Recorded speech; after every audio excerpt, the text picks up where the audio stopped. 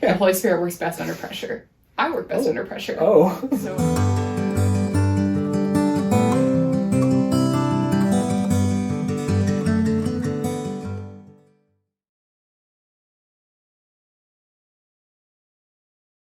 we give something up, we sacrifice to make room for Jesus. Mm-hmm. So how is Beautiful. what we're giving up, how are we filling that space with Jesus?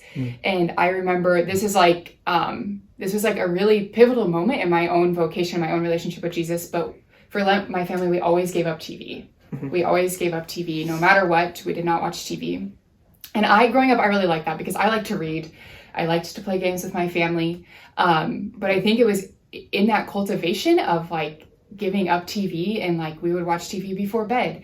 But then I started reading this devotional before bed. And so how is what we're giving up, how are we filling that with Jesus? And so it doesn't have to be something crazy that we're giving up, because everyone is at different points.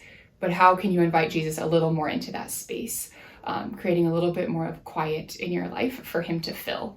Because especially, I don't know, now teaching, that is what I see so much. It's just like the constant, like always listening to music, wanting to watch something, going to bed to music, watching TV. And so just we are constantly consumed by all of this intake. And can we cut a portion of that out for Lent to allow Jesus to speak to our hearts? Because we will never hear his voice if we don't allow time for silence, and if we don't like wait out through that beginning awkwardness and uncomfortableness to allow him to speak.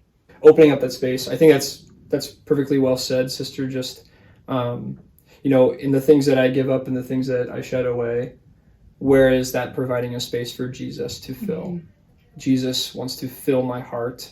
He wants to speak into those places. And maybe there are places to uncover that I've never heard Jesus speak into before. Mm-hmm. Like what if we sought to allow Jesus into those areas of our lives? What would that look like? Yeah. And maybe that's sort of the lived question, so to speak, of Lent is, what would it be like to really live this detachment?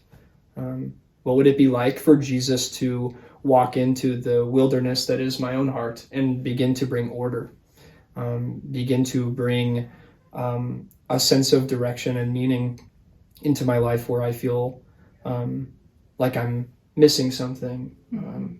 I love to think about the Israelites in the desert and how God led them into the desert before the promised land, and how that time in the desert, that 40 years in the desert, is so similar to our Lent, like 40 days of waiting, and where Jesus wanted to be their all. He wanted to be everything that they had. And then he led them into the garden, into the promised land. So like, how do we let this time in the desert, this time of that might be difficult, and it might be hard, and it might be like at points you might be like, okay, why did I choose to do that for Lent? But to have confidence that God is with us, and that God provides for us, and that he wants to be our all, so that in the end we can look back at our time in the desert and so more full and like much more fully enjoy the time of the resurrection. Because it's also like that song, that passage in Hosea, that like God will allure her into the desert where he is her all. And so how do we really, really allow God to be our all? And how do we have complete dependence upon him?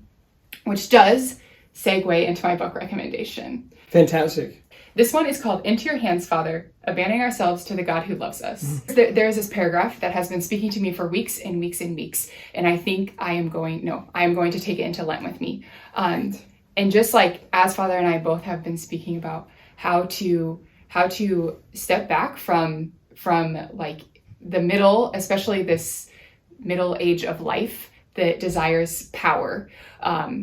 And like, how do we turn more to prayer? How do we leave like our necessity, like our desire to have control and our desire to know what is coming, and allow God to lead us?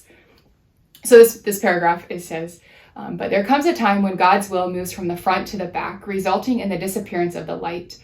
I can no longer see where I am going. God is behind me, and I have one thing to do: let myself be pushed along. In the beginning, it feels a little uncertain and unsafe, and small accidents can occur.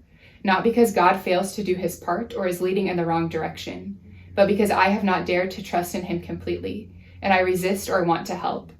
God is like a specialist in relaxation who works with the patient's head, turning it in different directions. The fact that it causes pain is not the specialist's fault. He does not turn it too far.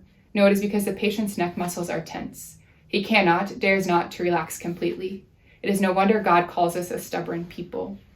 And how as we embark on this time of Lent, can we allow God to lead us completely, to abandon ourselves completely to the God who loves us?